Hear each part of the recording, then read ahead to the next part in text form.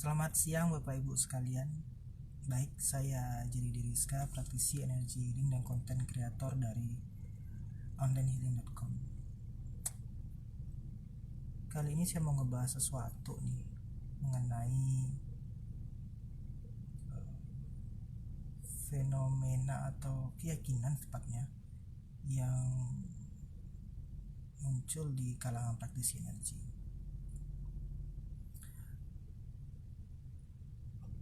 Tepatnya tentang konsep terapi energi jarak jauh. Saya sering kali ditanya, Mas Jerry, itu terapi energi jarak jauh, saktipat jarak jauh, pembukaan cakra jarak jauh, apakah itu benar-benar bisa gitu? Soalnya memang di beberapa konsep dijelaskan bahwa kalau terapi jarak jauh maka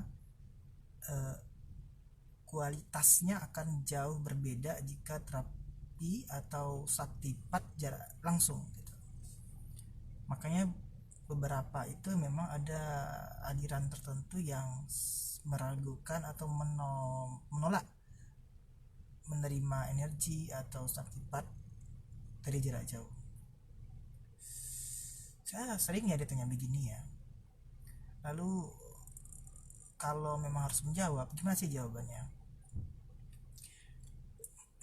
Ya memang harus diakui kalau ini ya, kalau dilakukan terapi energi jarak jauh, ya yang benar ada terjadi peristiwa pengurangan kualitas energi. Misalnya kita mengirim dari satu kota ke kota yang lain, ya ada sebenarnya fenomena pengurangan energi tersebut. Kenapa? Karena memang untuk energi berjalan dari satu kota ke kota lain itu sebenarnya butuh energi juga. Artinya energi yang kita kirim anggaplah 100, lalu dikirim ke kota B yang jaraknya misalnya sekian ribu kilometer, maka untuk energi itu berjalan satu ke tempat yang lain itu butuh juga energi.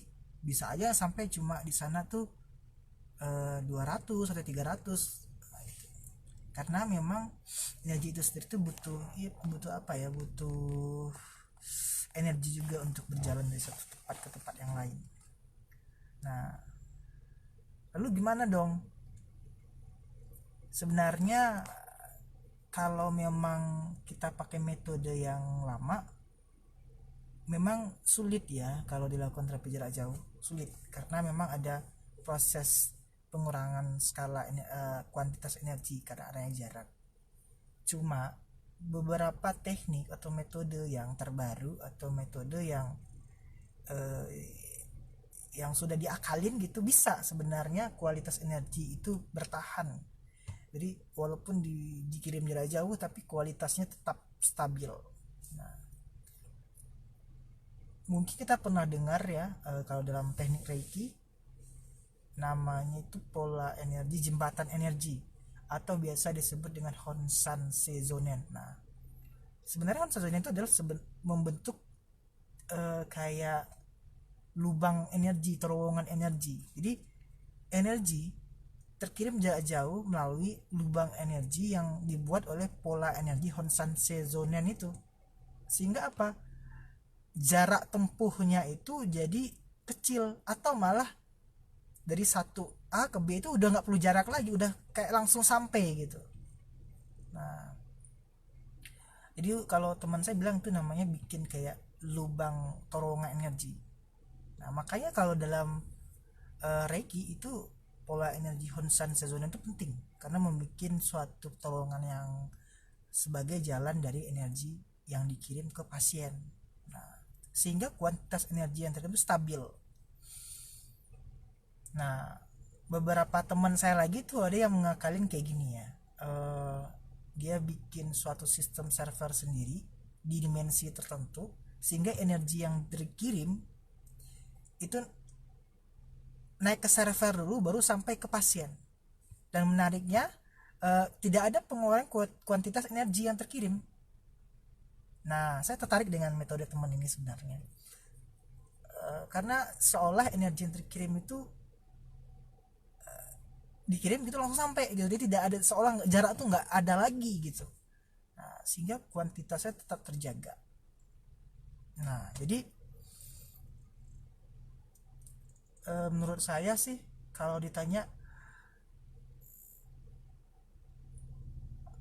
apakah terapi energi jarak jauh dan saktipat jarak jauh, action man jarak jauh itu efektif? Tergantung metode yang digunakan. Kalau metode yang lama, yang ibaratnya ya manual gitu, ya bisa aja nggak sampai, bisa aja sampai di sana udah habis energinya karena sejarak tempuhnya itu jauh banget. Lain jika kita menggunakan ngakalinnya dengan tadi itu, dengan bikin terowongan energi, bikin sistem tertentu yang membuat jarak itu tidak ada lagi gitu antara satu kita dan pasien gitu. Nah, jadi tergantung sih ya Bapak Ibu ya, tergantung metode sebenarnya. Nah, jadi semoga ini menjawab. Jadi masalah gini, saya tuh suka ditanya, Mas Jerry ini terapi jarak jauh efektif nggak sih gitu? Karena ada master bilang gini gini gini, nggak ada tuh terapi jarak jauh, nggak ada tuh saktipat jarak jauh, pasti kualitasnya nggak akan sampai. Ya tergantung sih ya metodenya kayak gimana gitu, apakah metodenya itu sesuai atau masih menggunakan metode jadul gitu. Kalau metode jadul tentu sulit gitu. Memang lebih aman langsung, apalagi kita bicara untuk menadjustment sebuah sistem tulang atau adjustment saraf, apalagi untuk kita membuka kundalini ya kalau kita saktipat. Nah, jadi tergantung metode dan sebenarnya juga tergantung power sih. Kalau seandainya seorang itu memang tidak bikin terowongan energi, lalu dia punya cukup power yang lumayan, ya bisa aja yang terkirim tuh tidak terkurang banyak gitu, jadi hasilnya tetap bagus gitu kalau powernya cukup gitu.